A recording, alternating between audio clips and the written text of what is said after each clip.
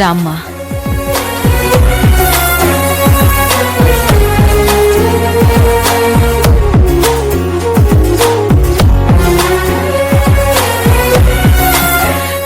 రా అంకిత. సరే పదమ్మా పద.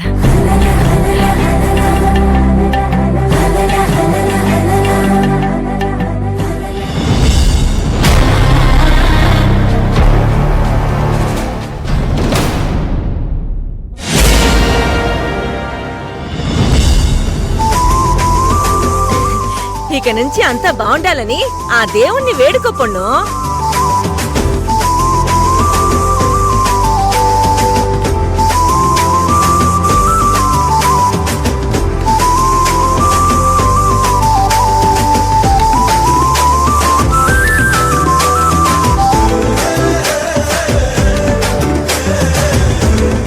అమ్మా, నేను నీకు పెట్టుకున్న పేరు ప్రీతి, కాని వాళ్ళు నీకు పెట్టిన పేరు అంకిత. 20 ఏళ్లుగా నువ్వు కూడా ఆ పేరుకి అలవాటు పడిపోయావు కాబట్టి ఇక నుంచి మేం కూడా అలాగే పిలుస్తాం.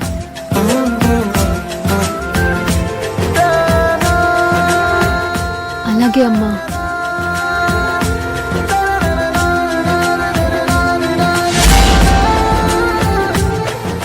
అంకిత, 20 ఏళ్ల నుంచి నువ్వెప్పుడొస్తావా, అమ్మకి నా వల్ల కలిగిన గుండె కోత ఎప్పుడు పోతుందా అని ఎదురు చూస్తున్నాను.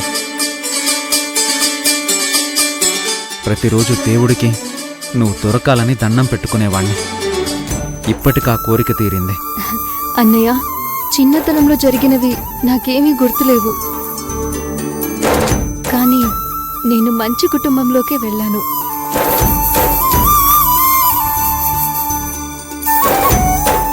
వాళ్ళంతా నన్ను బాగానే చూసుకుంటున్నారు. పైగా ఇప్పుడు నేను తిరిగి వచ్చేసాను కదా, కాబట్టి నీ వల్ల ఏదో జరిగిందని బాధపడకన్నయ్యా.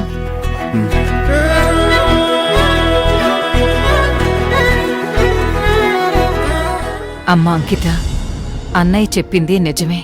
గత 20 ఏళ్లుగా నీ మీద బెంగతో జీవచ్చవల్లా బతుకుతున్నావు.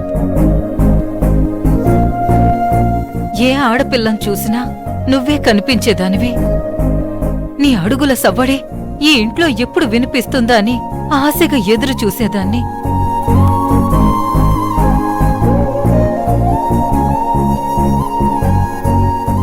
ఆ ఆశ ఇప్పటికి నెరవేరింది. ఇదంతా మీ వదిన వల్లేనమ్మా. తన వల్లే నువ్వు మాకు దొరికావు.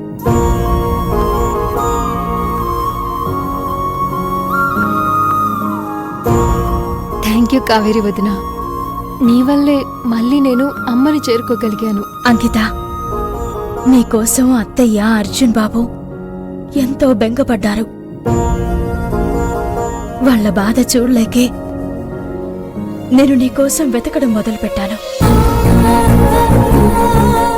అమ్మవారి దయ వల్ల నువ్వు తొందరగానే దొరికావు.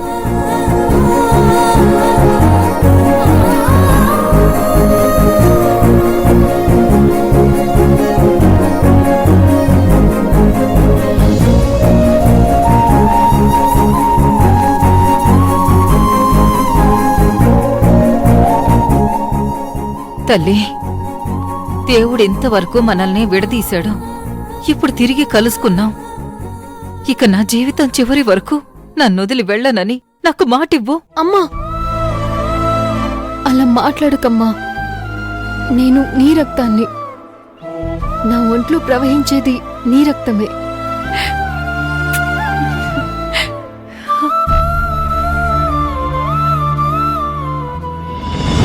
నా కూతుర్ని ఈ ఇంటి వారసురాలను చేయాలనుకున్నాను, కానీ మీరు మొత్తం నాశనం చేశారు. నేనేం చేయలేదే, అంతా పైవాడే చేశాడు. పూర్వజన్మలో మనం చేసిన పాపపుణ్యాలు బట్టే మన తలరాత రాస్తాడు. దాన్ని మార్చడం ఎవ్వరి వల్ల కాదు. మీరు ఎప్పుడు ఇంతే. చిన్నప్పటి నుంచి నా కూతురికి ఏ అచ్చటో ముచ్చటో తీర్చలేదు. ఇప్పుడు నా కూతురికి దక్కాల్సిన అదృష్టాన్ని మీ కూతురికి ఇచ్చేశారు. చిన్నప్పటి నుంచి ఇలాంటి ఇంట్లోనే ఉండాలని కలలు కన్నాను. ఎన్నాళ్ళకు కుదిరిందమ్మా. అమ్మా, ఇది నీ చెల్లి నీకిచ్చిన అదృష్టం. ఇక్కడి నుంచైనా బుద్ధిగా ఉండు. అటు చూడండి.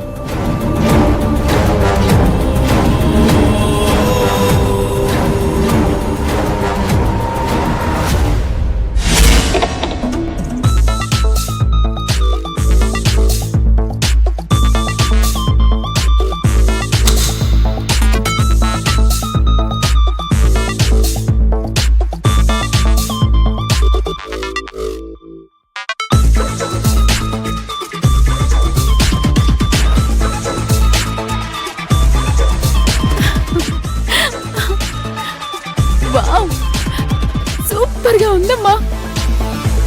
ఏంటే ఇంటిని చూసి మంచాన్ని చూసి సంబరపడిపోతున్నావు? నిన్ను ఈ ఇంటికి రాణించేద్దామనుకున్నాను, కానీ మీ నాన్న వల్ల అంతా తలకిందులైంది. అమ్మా, ఒక్కసారిగా కొండను ఢీకొట్టాలని ప్రయత్నించకూడదు. మెల్లమెల్లగా ఆక్యుపై చేయాలి. ఇప్పుడు ఇంట్లోకి వచ్చాం కదా, రేపు ఇంట్లో వాళ్ళం కూడా అవుతాం. అవునే, మనం ఏం చేసైనా ఈ ఇంటి వాళ్ళం కావాలి. ఈ ఇంట్లో మనం చక్రం తిప్పాలి. 5,000, 10,000 చూస్తేనే వదలను. ఇన్ని కోట్లు కళ్ళ ముందు కదులుతుంటే వదులుతానా? అవును, దేవుడి సొమ్మే వదలలేదు, ఈ ఇంటి సొమ్మ వదులుతావా?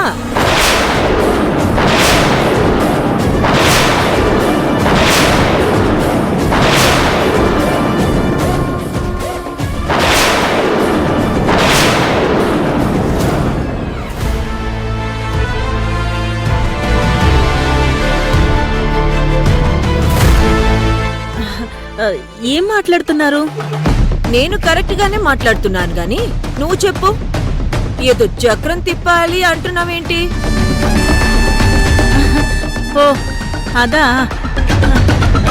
ఈ ఇంట్లో వాళ్ళు చెల్లితో పాటు మనకు కూడా ఉండటానికి అవకాశం ఇచ్చారు, మనం ఈ ఇంటికి చక్రాల్లాగా పనిచేయాలి అని చెప్తున్నాను.